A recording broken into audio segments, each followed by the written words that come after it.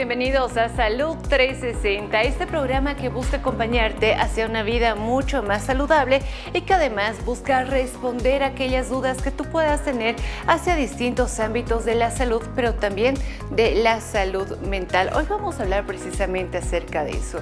En algún momento ustedes se preguntaron por qué es que tal vez a nuestros hijos les cuesta tanto mantener la atención en algo, o incluso nosotros mismos, pues puede tratarse de TDAH. Este es un tema que lo vamos a tocar a continuación. Le invitamos a que se quede con nosotros y entre tanto vamos a escuchar qué es lo que dice la gente, qué es lo que ustedes piensan el momento en el que escuchan TDAH. Veamos.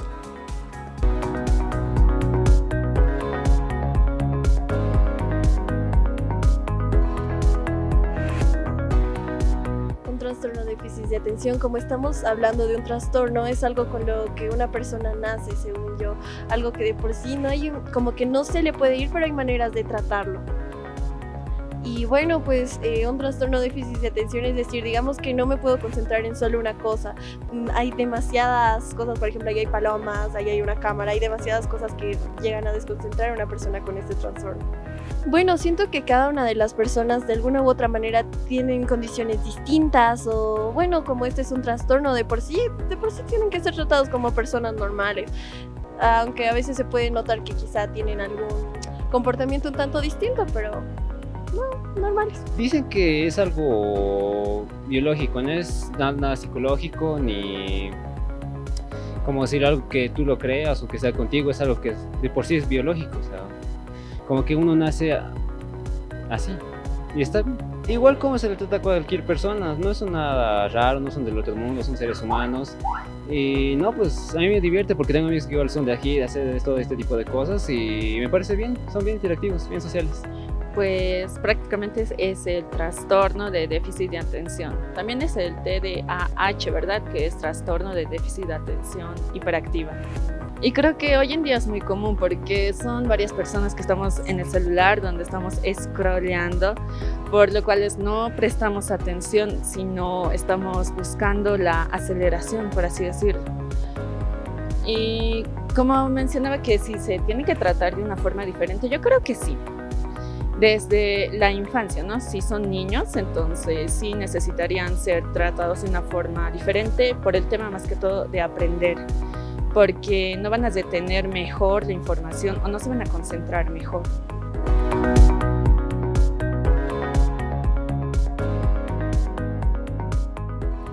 Y es algo que lo hemos escuchado mucho últimamente, TDAH. Muchas personas dicen, no, es que tiene TDAH, no, es que a lo mejor y puede tener.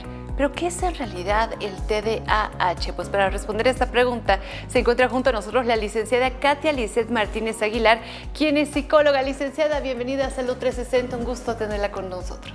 Muchas gracias por la invitación para hablar de este tema tan importante. TDAH, precisamente, ese es el tema del día de hoy. ¿Y qué es? El TDAH es una condición de neurodesarrollo que significa que las personas que sufren este trastorno tienen un cerebro diferente. Nosotros, en el entorno en el que vivimos, tenemos muchos estímulos a nuestro alrededor. Por ejemplo, ahorita que estamos aquí, no estoy en los estímulos que habitualmente en los que me encuentro. Hay más luz, tengo que prestar atención a las preguntas, a las cámaras. Hay otros estímulos mucho más cercanos a mi cuerpo, digamos la textura de la ropa. Estoy consciente también de la posición de mi cuerpo y de las ideas que tengo que ir hablando. Entonces, el cerebro realmente tiene un gran trabajo al momento de procesar toda la información. Y esto es lo que las personas normales, que en este lenguaje decimos neurotípicas, vamos aprendiendo a filtrar la información. En cambio, un cerebro con TDAH tiene una falla ahí en la regulación de todos los estímulos que tiene que filtrar. Entonces es como una avalancha de estímulos y está prestando atención a todo y es difícil focalizar su atención en una cosa concreta en la que se debe focalizar. ¿Cómo nos podemos dar cuenta que se trata de TDAH y no simplemente de que nuestro hijo tal vez puede ser distraído, que le cuesta concentrarse? Porque me imagino que debe haber una gran diferencia, ¿no? No todos los niños distraídos o que les cuesta aprender algo, pues tienen TDAH. Es así. Para diagnosticar el TDAH hay que hacer un diagnóstico clínico, ¿no? O sea, lo tiene que diagnosticar un profesional. No simplemente el papá puede decir, o en la mayoría de los casos nos viene una llamada de atención del colegio, en el caso de los niños, ¿no? Que dicen que el niño no presta atención.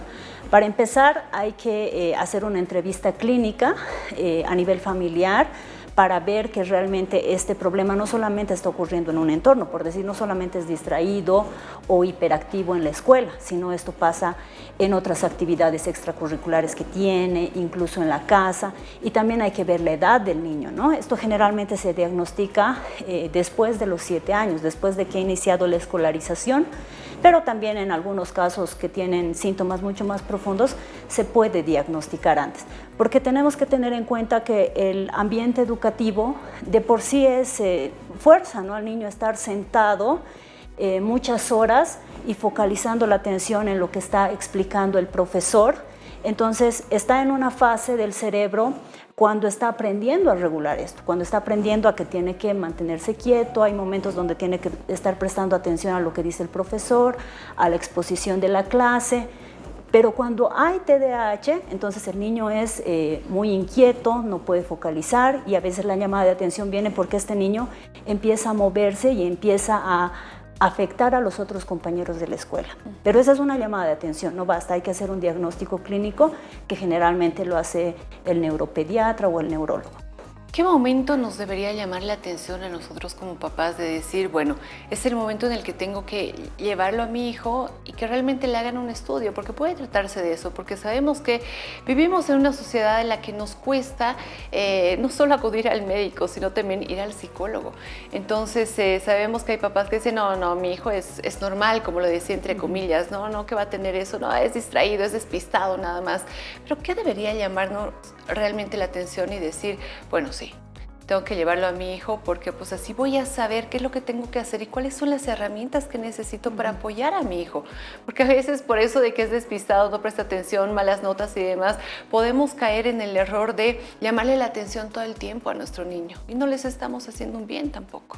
Claro, yo creo que la llamada de atención tiene que ser cuando esto no solamente está pasando en la escuela, o sea, no es una percepción de una persona, sino lo empezamos a notar también en la casa. Por ejemplo, estamos hablando directamente con él, pero parece que no nos está escuchando, pero lo estamos hablando directamente a él. Entonces empieza a fallar ya en tareas concretas, ¿no? Como que se le da indicaciones para realizar tareas no solamente escolares, sino tareas de obligaciones que debe tener en la casa, y se le olvida, y esto incluso puede incurrir en que él va a correr riesgos. Por ejemplo, cuando son niños que tienen muy marcada la hiperactividad y la impulsividad, quiere decir que actúan antes de pensar, cuando ya deberían estar regulando esto después de los 7 años. Entonces eso hace, por ejemplo, que se va a acercar de manera más riesgosa a ciertas actividades que no mide, ¿no? A nivel mental, que esa actividad es peligrosa como lo haría regularmente un niño de su edad. Y es importante prestar atención a estas señales, doctora. Me imagino que usted recibe quizás muchos casos diariamente, si es que no es semanalmente, de papás que van con los niños y le cuentan cosas que puede no tratarse de un TDAH o puede sí tratarse de un TDAH, pero que quizás les sorprende que hayan esperado tanto tiempo para poder llevarlo a una consulta.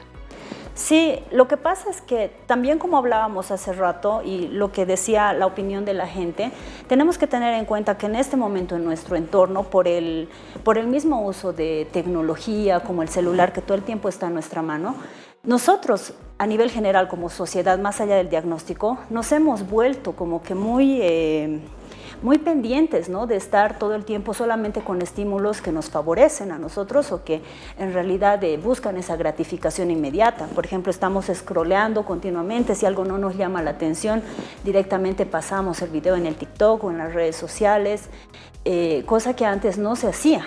Entonces, estamos ahora metidos en ese mundo tecnológico que favorece que estemos más dispersos en atención, que estemos buscando la gratificación constante. Pero, como digo, lo que nos tiene que llamar la atención prácticamente en los niños es cuando esto empieza a afectar no solamente el rendimiento académico y no solamente las tareas de la casa, que ya de por sí son importantes, sino que realmente puede incurrir en riesgos que no queremos que sucedan.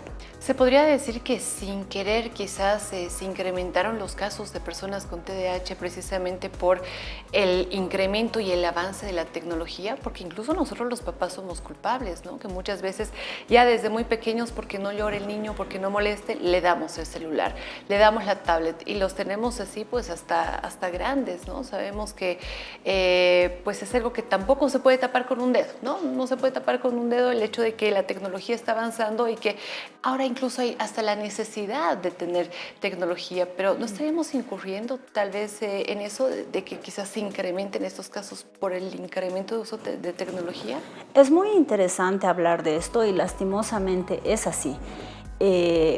Los niños, hasta que son adultos, van realizando, ¿no?, una maduración cerebral. Entonces van aprendiendo a regular todos estos estímulos que hablábamos al inicio. Y lastimosamente, mientras más pequeños son, el sistema nervioso y el cerebro está más inmaduro, entonces no es bueno darle tantos estímulos. Ha pasado que yo he visto, por ejemplo, en algunas situaciones, niños realmente muy pequeños, ¿no?, lactantes, donde por distraerlos, para que no llore, a veces recurrimos a esta solución fácil como mostrarle dibujitos, mostrarle el celular, mostrarle videos, pero tenemos que ver que esto, el celular o cualquier dispositivo de este tipo, realmente es como un bombardeo de estímulos. Tiene sonido muy fuerte, está la música, están los efectos de sonido, las voces de los personajes, los colores muy vibrantes y un cambio de fotogramas permanente. Entonces es un bombardeo que el sistema nervioso no puede procesar adecuadamente y lo sobreestimulamos. Entonces eso no es favorable, es por eso que los expertos en crianza recomiendan que no se haga la entrega de pantallas a los niños hasta los 2 años, o sea que antes de los 2 años su acceso a pantallas sea de 0 y a partir de los 2 años a los 4 sea de forma muy medida y ya de ahí en adelante se puede ir regulando, pero no darle el acceso así tan pleno como se hace lamentablemente algunas veces. Qué importante que se hable acerca de este tema, doctora, porque también nos hace un llamado de atención a nosotros los papás. Uno para detectar ese tipo de situaciones a tiempo y otro para no incentivarlas. Como lo decíamos, muchas veces sin querer, quizás nosotros somos causantes de que nuestros niños estén pasando por este proceso. Doctora, nos vamos a ir a una breve pausa y al retornar sabemos que usted tiene también una presentación para nosotros, así que nos vamos a la pausa con la siguiente trivia. Esta es la primera de la tarde acerca del TDAH, que es el tema el día de hoy. ¿El TDAH solo se presenta durante la infancia? Opción A, sí, desaparece al llegar a la adolescencia. Opción B, no, puede continuar durante la adolescencia y la adultez. Y opción C, solo se presenta en niños menores de 10 años. Esta pregunta será respondida cuando retornemos de la pausa en Salud 360. Ya volvemos.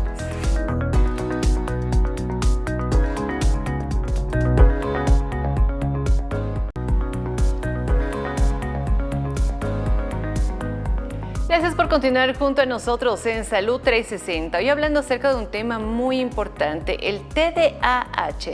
Y antes de irnos a la pausa, nosotros le planteábamos la primera trivia de la tarde que dice lo siguiente. ¿El TDAH solo se presenta durante la infancia? Opción A, sí, desaparece al llegar a la adolescencia.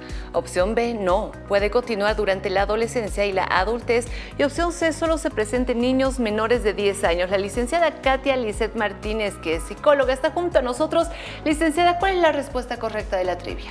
En este caso sería la B, ¿no? Ya. No desaparece al llegar a la adolescencia ni en la adultez, ni es propiamente solo de niños. Me imagino que hay casos también de personas ya adultas que recién se dan cuenta que sufren de TDAH. Sí, exactamente, por eso es importante hablar de este tema, ¿no? Porque cuando ponemos foco en este tipo de temas, los que más ponen foco son los papás por la preocupación de sus niños, pero tenemos que aceptar que la verdad tenemos muchos adultos viviendo entre nosotros con estos temas de neurodivergencia como TDAH. Ahí se me queda una duda, ¿es algo que es tratable y es algo que desaparece, no desaparece? Pero eso lo voy a dejar para el final, porque ahora tenemos una presentación que hizo la licenciada para nosotros. Por favor, le invito a que nos pongamos de pie, llegamos aquí a la pantalla. Pase por acá, por favor, doctora. Ahora sí, vamos con la presentación para que podamos entender un poco más acerca de lo que es el TDAH, trastorno de déficit de atención. Vamos con la siguiente diapositiva, por favor. Aquí está. Bueno, para comprender el TDAH tenemos que entender las funciones ejecutivas, ¿no?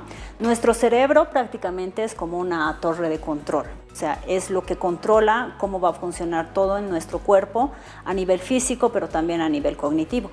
Entonces, lo que sucede en el TDAH es que hay un déficit en la regulación de atención.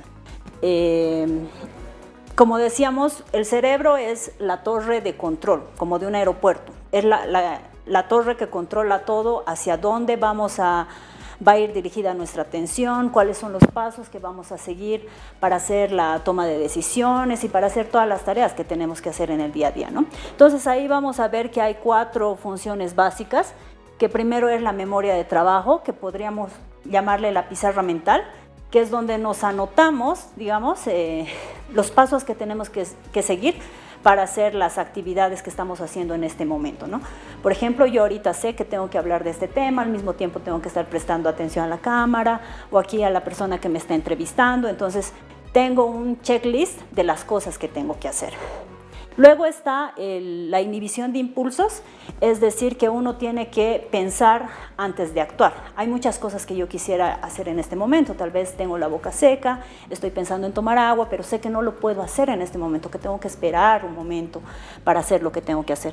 Luego está la flexibilidad cognitiva, que es el hecho de que nosotros tenemos una planificación para hacer nuestras actividades, pero también sabemos que esa planificación no va a salir exactamente así como lo hemos pensado al 100%. Pueden haber atajos que podemos tomar o a veces desviaciones necesarias y nosotros tenemos que tener la capacidad de cambiar ese rumbo si es necesario.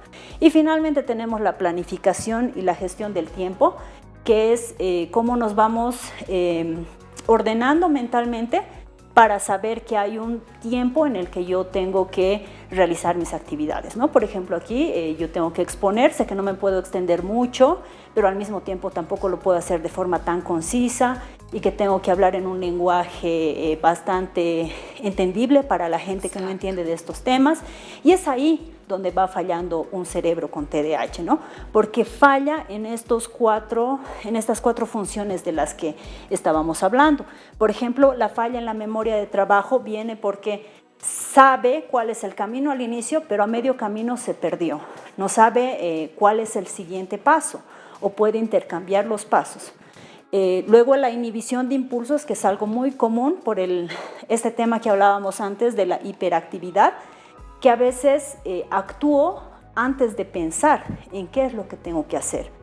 Y aquí es donde generalmente en los niños, ¿no?, hay esto de que pueden correr riesgos porque no saben que hay un peligro en esta actividad que quieres realizar. Por ejemplo, al cruzar la calle, el cuerpo exige de que hay que correr, pero primero tengo que fijarme si están viniendo autos, si hay un semáforo, a qué distancia está el próximo auto a venir. Claro, y ellos solamente que tengo que cruzar la calle y cruzan y no ven el resto.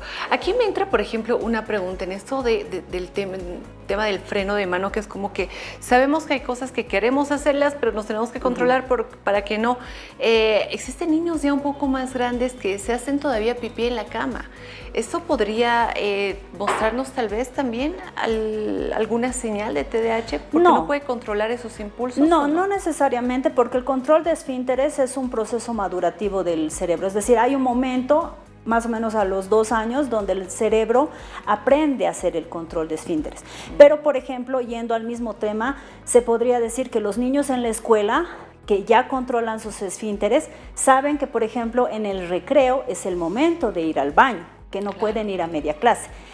Ahora, ¿siempre tienen que esperar al recreo? No siempre, tal vez puede haber alguna emergencia, pero un niño con un cerebro neurotípico sabría que falta poco tiempo para la salida, poco tiempo para el recreo, entonces puede esperar ese tiempo. En cambio, un cerebro con TDAH no le permite concentrarse en la actividad de la clase porque todo el tiempo está pensando que en ese momento tiene que ir al baño, porque eso es lo que le está avisando su cuerpo y no puede hacer este freno inhibitorio del que hablábamos. Y no solamente los niños, ¿no? Como lo decíamos. Claro, exacto. Es que decíamos que tenemos adultos TDAH viviendo entre nosotros. Claro. Y como vamos a ver más adelante, hay una diferencia, ¿no? Los niños generalmente se nota su hiperactividad porque está en los movimientos del cuerpo, son niños muy inquietos.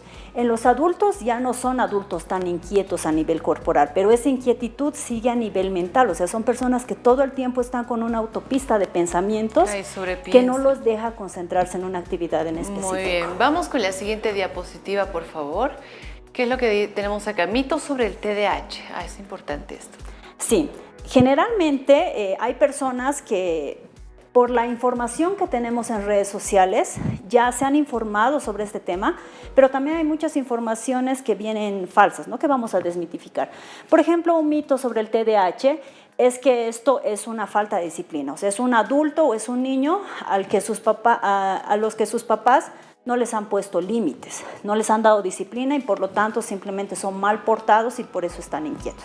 Y esto es falso, ya decíamos que el TDAH viene de una condición del neurodesarrollo, o sea que tenemos un cerebro diferente, que hay una frase que me gusta mucho, que la utiliza un especialista en este tema, que dice: un cerebro con TDAH es como un auto Ferrari con frenos de bicicleta, o sea, es un cerebro con mucha potencia, pero que falla justamente al ponerle este freno del que hablábamos. ¿Y es hereditario? ¿Cómo podríamos saber si nuestro niño va a tener? Hay un gran componente hereditario. Los estudios dicen que hay 70% de predictibilidad por herencia, pero también hay que tener otros factores en cuenta, ¿no? Como hablábamos hace rato, que actualmente el mundo en el que vivimos facilita que todos estemos estimulados con mayor cantidad de estímulos que simplemente son gratificantes para el cerebro. Muy bien. El segundo mito es que estos niños o estas personas son menos inteligentes, y esto también es falso. El TDAH no tiene que ver con el coeficiente intelectual, sino tiene que ver con dónde focaliza la atención. El tercer mito nos dice que, lo que ya decíamos en la pregunta, que es solamente un problema de niños y que esto va a pasar, ¿no? Mientras va creciendo, y no es así, porque es una configuración de su cerebro. Entonces, persiste en la adolescencia. Si no se trata en edades tempranas, se puede ver la persistencia muy fuerte en la adolescencia, al momento de entrar a la universidad, y lastimosamente cuando ya son adultos también afecta mucho, ¿no? A nivel laboral. Mejorará por sí solo con el tiempo. Eso también es un mito, ya que cuando diagnosticamos a un niño con TDAH, lo que tenemos que hacer lo más temprano posible es brindarle herramientas en terapia para que aprenda a manejar de forma más eficiente este cerebro con motor de Ferrari que decíamos, y a utilizar de forma más eficiente también los frenos tan chiquitos que tienen para tanta potencia que está sucediendo en su cabecita. El otro mito que tenemos es que los papás o los adultos tienen que controlar a estos niños hiperactivos para que dejen de moverse poniendo límites, ¿no? O sea, diciéndoles: no te muevas, no es hora de moverse, siéntate ahí, no hagas ruido. Y esto es falso, porque realmente un niño con TDAH tiene mucha energía, y lo que a él en realidad le favorecería es descargar esa energía, por ejemplo, en actividades físicas, ¿no? Es por eso que hacen actividades extracurriculares como ejercicio, danza, natación, equitación, fútbol y distintos deportes que ayudan a canalizar esa energía en ambientes que no es el ambiente escolar, donde más bien debería estar más quieto, ¿no? Muy bien. Y por último, decimos que las personas, o cuando sospechamos que algún niño o persona tiene TDAH, decimos: no, es mentira, no tiene TDAH, porque yo le he visto que él se concentra en lo que le conviene. Por ejemplo, se concentra en sus juegos. Exacto, ¿Por y son qué? capísimos, llevas a niveles Ajá. y niveles, ¿no? Entonces no tiene TDAH, sino es que él dice que tiene TDAH cuando le conviene, porque para eso no se distrae. Y eso también es falso, porque, como decíamos, es una falla en la regulación. No es que no atiende a nada, sino atiende en lo que le gusta, en lo que le es gratificante para el cerebro.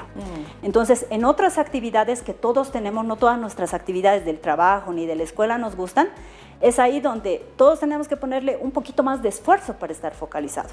Pero estos niños realmente tienen que hacer el doble, hasta el triple de esfuerzo para focalizarse como lo hacemos los demás. No, qué importante es saber que si bien estamos entendiendo lo que es, también lo que no es, ¿no? Sí. ¿Cuáles son mitos de todo lo que escuchamos? Vamos con la siguiente diapositiva, por favor. TDAH en el ciclo de vida. Eso es lo que Sí, hablábamos. exactamente, que viene relacionado con la trivia que hablábamos, ¿no? Ajá. En la infancia se observa mucho en los niños con esta hiperactividad, porque algo que no lo hemos explicado y tal vez lo tengo que puntualizar ahorita es que hay subtipos de TDAH. Hay un subtipo que es más enfocado en la hiperactividad y hay otro subtipo que es más enfocado en la falta de atención. Y hay otro subtipo que es una combinación de ambos, ¿no? Hay, por ejemplo, me entra la duda, doctora, porque yo escuché TDA sin H. Exacto. ¿No? Existe el tipo con H y existe el tipo sin H. Sí. Ahí entra. dentro de Exacto, estos por subtipos. ejemplo, el TDA es sin hiperactividad, o sea, no está en movimiento todo el tiempo, pero no puede focalizarse. Ya. En cambio, el TDAH, que generalmente es el más común, ¿no? El combinado, es cuando tiene esta hiperactividad, o sea, este motor de Ferrari que decíamos que está activado todo el tiempo en su cuerpo y por lo tanto es un niño muy inquieto a nivel físico. No puede permanecer quieto porque su cuerpo, por la torre de control en su cerebro, le exige que esté en movimiento. Entonces, prohibirle a este niño que esté quieto es una tortura, no va a poder. Entonces, en los niños con TDAH se nota más este componente de la hiperactividad, o sea, están todo el tiempo en movimiento y justamente estos movimientos impulsivos son los que decíamos que los pueden llevar a actividades de riesgo, ¿no? Como quiero cruzar la calle, pero ni siquiera me estoy fijando si el semáforo o si vienen los autos, o por ejemplo lo llevo a clases de natación y quiere lanzarse ya a la piscina sin saber todavía las técnicas que le van a enseñar en clases para nadar. Entonces son muy impulsivos.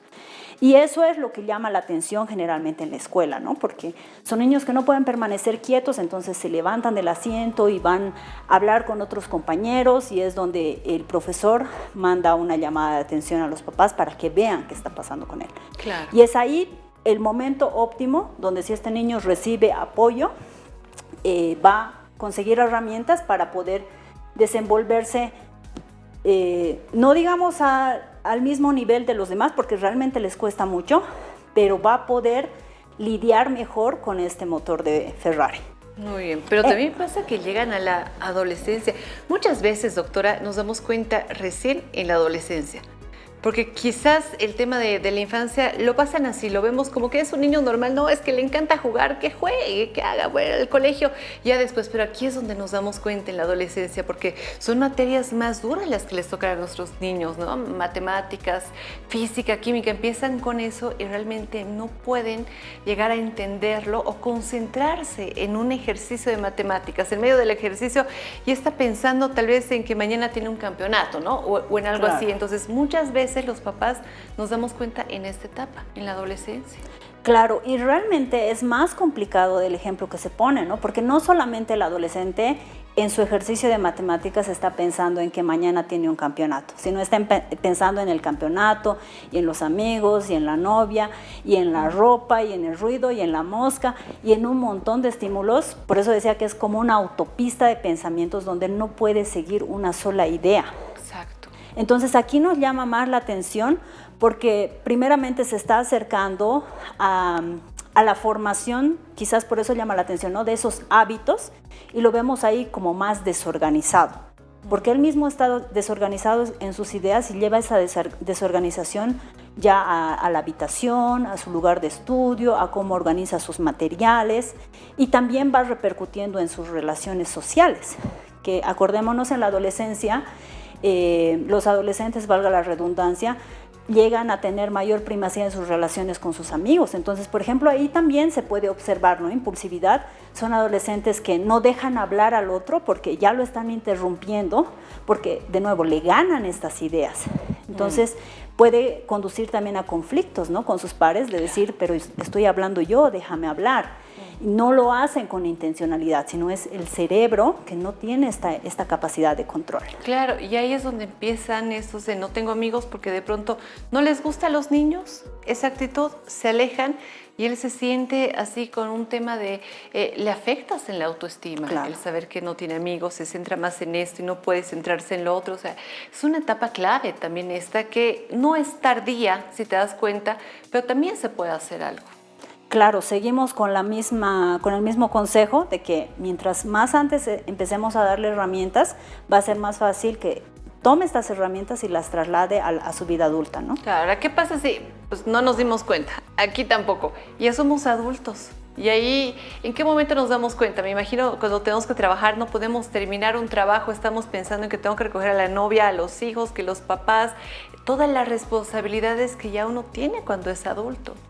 Exacto. De hecho, como decíamos hace rato, tenemos muchos adultos TDAH viviendo entre nosotros, muchos, diría yo, sin diagnóstico, solamente pensando que son personas desorganizadas, olvidadizas, distraídas, pero tienen un diagnóstico si se hicieran la evaluación, ¿no? Incluso algunos papás llegan a ser diagnosticados cuando diagnostican a sus hijos.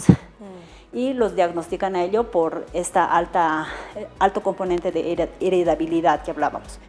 Aquí tengo una duda, licenciada, porque muchas veces estás hablando con la pareja quizás, ¿no? Y de pronto te dice, en serio, sí, pero te conté la anterior semana, ¿no? No me acuerdo, o sea, hay distintos factores así que tú misma te das cuenta que quizás tu pareja los tiene, pero lo confunden y te dicen, no, es que tengo atención dispersa. La atención dispersa es similar, es diferente, es otra cosa al TDAH. ¿Y cómo nos damos cuenta? No, no es atención dispersa, es que tienes TDAH. Como decíamos hace rato, lo que necesitamos es un diagnóstico clínico, ¿no? Por el entorno en el que estamos viviendo, de nuevo, creo que todos tenemos ciertos grados de atención dispersa, como lo dicen. Pero no todos llegamos al trastorno. O sea, el trastorno es cuando realmente empieza a afectar nuestra vida en distintos entornos, ¿no? Como vamos a ver en la siguiente diapositiva, porque no solamente se trata de que nos empiece a ir mal en el trabajo, por ejemplo, cuando somos adultos, sino esto nos perjudica también en nuestras relaciones familiares o, como decíamos, en nuestras relaciones de pareja. Podríamos decir que entonces la atención dispersa sería como un pasito antes de tener TDAH. Sí, claro.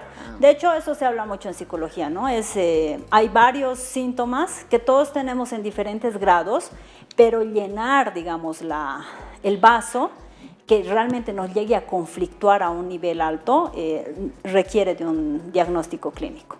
Entonces, estábamos hablando de que el TDAH se observa en diferentes contextos, también ligado a lo anterior que hablábamos según nuestra edad, ¿no? En la escuela, cuando somos niños, nos va a afectar justamente porque nos impide seguir la atención en clase, hacer nuestras tareas como deberíamos hacer, cumplir con nuestros deberes del hogar. Y luego ya mientras vamos creciendo aparecen muchos más contextos, por ejemplo, en el ámbito social, emocional, y quizás también aquí también podemos hablar del ámbito de pareja, ¿no? Donde hablábamos de esto, de que hay una impulsividad, que la persona, por ejemplo, cuando hay una conversación, no está prestando atención a lo que le dice el otro, porque está pensando en sus propias ideas que él quisiera decir y está pensando en qué momento las va a decir y a veces interrumpe incluso la conversación. Entonces son personas que también se frustran muy fácil, tienen baja tolerancia a la frustración. Por ejemplo, en niños también en el ámbito social se nota mucho porque no consiguen seguir las reglas del juego, porque hay turnos para jugar, también por ejemplo en adolescentes, ¿no? Hay turnos para jugar y como los niños son impulsivos quieren que ya sea su turno y hay una desregulación emocional.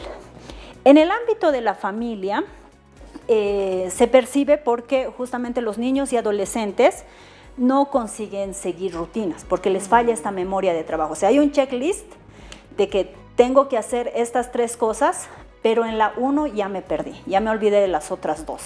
Wow, y ahí nos molestamos los papás, ¿no? Pero te he dicho que cada que te saques las medias las pongas a la ropa sucia. Claro. Cada día continúan las medias en el piso y nos molesta, sí, pero no nos damos cuenta que a lo mejor y necesitan ayuda. Claro, es que necesitan un apoyo que va más allá del simple recordatorio. Exacto.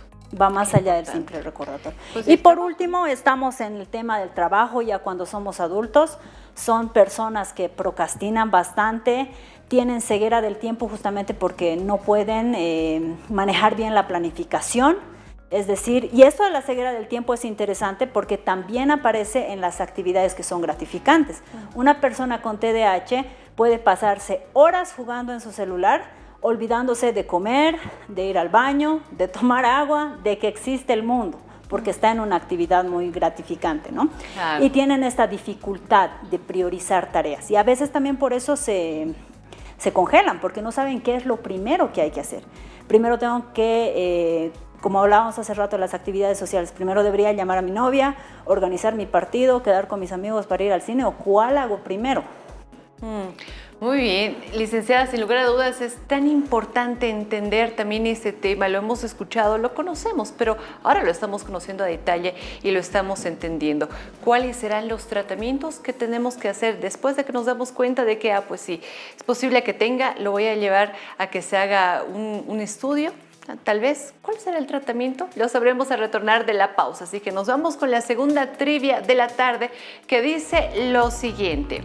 Una persona con TDAH necesariamente tiene problemas para concentrarse en todo momento. Opción A, sí, nunca puede mantener la atención.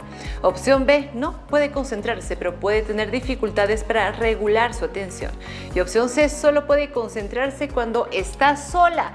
Ya hemos hablado acerca de este tema y estoy segura que ustedes saben la respuesta. La vamos a confirmar cuando volvamos de la pausa en Salud 360. Ya volvemos.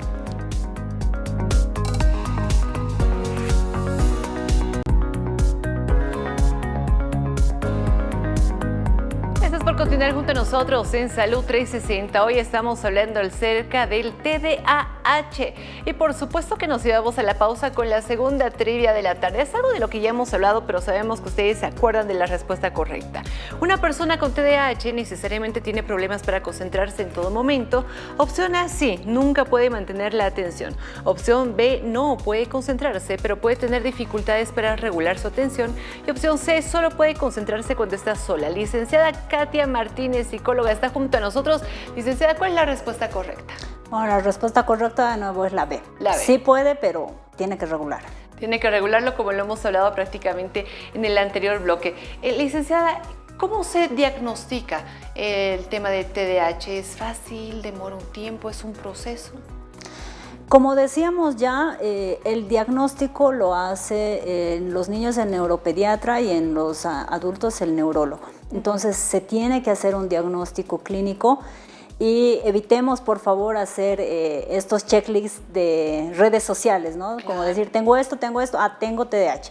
Como decíamos en la pausa, no es lo mismo ser distraidito, que todos lo somos en algún nivel, que realmente tener el trastorno de déficit de atención. Entonces, licenciada, hay que ir no donde un psicólogo, sino donde un neurólogo. Generalmente cuando van al psicólogo, el psicólogo los deriva para hacer la evaluación. El psicólogo hace la intervención, o sea, el tratamiento, dependiendo las indicaciones también del neurólogo, pero es el neurólogo o el neuropediatra el que hace el diagnóstico formal.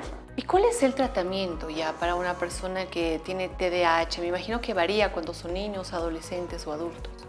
Lo que hay que hacer es brindarle herramientas, ¿no? Para justamente aprender a manejar estos frenos que tiene, que no están al mismo nivel de la potencia de su cerebro.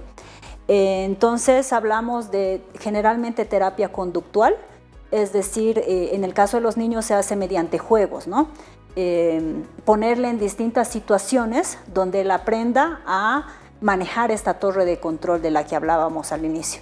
Algo importante también de puntualizar es que cuando se hace el tratamiento, la familia también tiene que estar involucrada, porque generalmente el error que yo diría que cometen los papás es como mandar al niño al tratamiento, como que él arregle su problema, pero no olvidemos que el niño va generalmente 1 hora a la semana a distintos tipos de tratamiento, ¿no? Algunos le ponen terapia conductual, apoyo psicopedagógico y algunas actividades extracurriculares para que tenga descarga de energía en el caso de hiperactividad, pero el resto de las horas está en casa. Entonces los papás también tienen que psicoeducarse y ver cómo modifican algunas cosas en casa para que el niño aprenda a estar más enfocado en las actividades que tiene que realizar. Por ejemplo, el espacio de estudio debería ser un espacio con mucho menos estímulos, sin tantos adornitos o diferentes elementos que generan esta distractibilidad, ¿no? En algunos casos muy crónicos, el neuropediatra lo que hace es también medicar. Eso depende de la evaluación que hace, pero generalmente el tratamiento es de terapia conductual. Esta terapia conductual se la puede hacer en un ambiente cerrado, se la hace individual o a nivel grupal, y también hay otro tipo de terapias alternativas que, por ejemplo, se hace equinoterapia o terapia en ambientes más con otros estímulos, ¿no? Como terapia de agua, que ayudan también a este ejercicio físico para descargar la energía. Una vez que es diagnosticado, licenciada, ¿el tratamiento es de por vida? ¿Es durante un tiempo? ¿Depende de la evolución? Depende de la evolución. Lo que se hace es que la primera etapa lo que se hace es darle herramientas para que él aprenda a manejar y llevarlas a su entorno educativo, a su entorno social, y dependiendo de eso hay una mejoría. No se puede decir que se sanen porque no es una enfermedad, pero aprenden a manejar estas herramientas. Entonces, ya luego, dependiendo, se puede ver cómo ha ido mejorando, o algunos vienen siguiendo el tratamiento por otro tipo de demandas. Sabemos que el diagnóstico es igual en niños y en adultos, pero ¿ya el tratamiento en adultos varía? El tratamiento en adultos es psicoterapia, porque hay que ver cómo está afectando esto en su vida. Está afectando en su trabajo, está afectando en sus relaciones familiares, de pareja. Son temas mucho más específicos aquí, ¿no? Claro, licenciada, perdón, ¿qué mensaje o consejo podríamos brindar en este momento a los papás, sí? Para quizás prestar mayor atención a los niños, o no asustarse cuando escuchamos de que nuestro hijo probablemente pueda tener un TDAH. ¿Y qué mensaje también podemos dar a los adultos que ya somos un poco más conscientes de que algunas cosas no están muy bien en nosotros, en nuestro diario vivir, para que también podamos realizarnos una evaluación consciente? Bueno, el primer consejo sería que primero no hagamos el checklist de redes sociales, de decir porque soy un poco distraidito, porque mi niño es distraidito, tiene TDAH. Necesitamos hacer un diagnóstico clínico.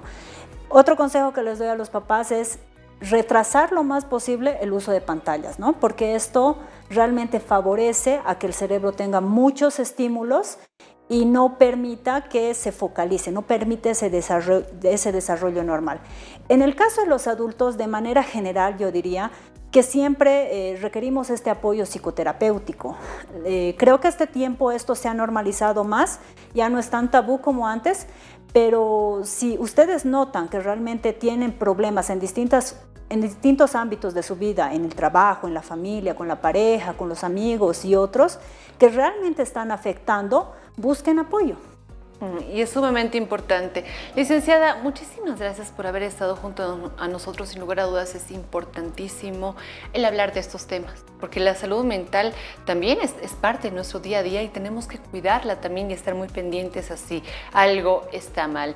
Si nosotros quisiéramos una cita con usted, ¿dónde la podemos encontrar? ¿Cuál es su teléfono? Tal vez sus redes sociales. Por favor. Claro que sí, actualmente estamos trabajando en el Centro de Terapias Equinas Pedregal, y nos pueden consultar al número 705-682-82. Aquí es justamente donde hacemos las terapias conductuales, pero con el apoyo físico del movimiento del caballo. Muy bien, muchísimas gracias. Estuvo junto a nosotros la licenciada Katia Lisset Martínez Aguilar, quien es psicóloga, hablando acerca de este tema tan importante como es el TDAH. ¿Usted quiere hablar de algún tema en específico? ¿Tiene dudas acerca de algún tema que está sucediendo en su familia, con los amigos, que le está sucediendo a usted y quiere que lo podamos ampliar y hablar aquí en Salud 360? Aquí tiene el número de WhatsApp para que pueda comunicarse junto a nosotros. Pero también, ya cerrando el programa, tenemos consejos para tu bienestar que vienen de la mano del doctor Luis Franklin Salas acerca de cosas que pueden sucedernos en nuestro día a día. Por ejemplo, ¿qué hacer si sufrimos una quemadura? Pues lo primero es enfriar la zona con agua corriente durante 10 a 20 minutos. No utilices hielo, aceite, pasta dental, pomadas mentoladas ni remedios caseros porque pueden empeorar la lesión. Luego deberías cubrir suavemente con una gasa o tela limpia esa zona. Si la quemadura es grande, muy dolorosa o tiene ampollas, acude de inmediato a un centro médico. Esas son las recomendaciones, los consejos para tu bienestar de la mano del doctor Luis Franklin Salas aquí en Salud 360. Gracias por haber estado junto a nosotros y nos reencontramos en el próximo episodio. Continúa con la programación de Bolivia TV. Permiso.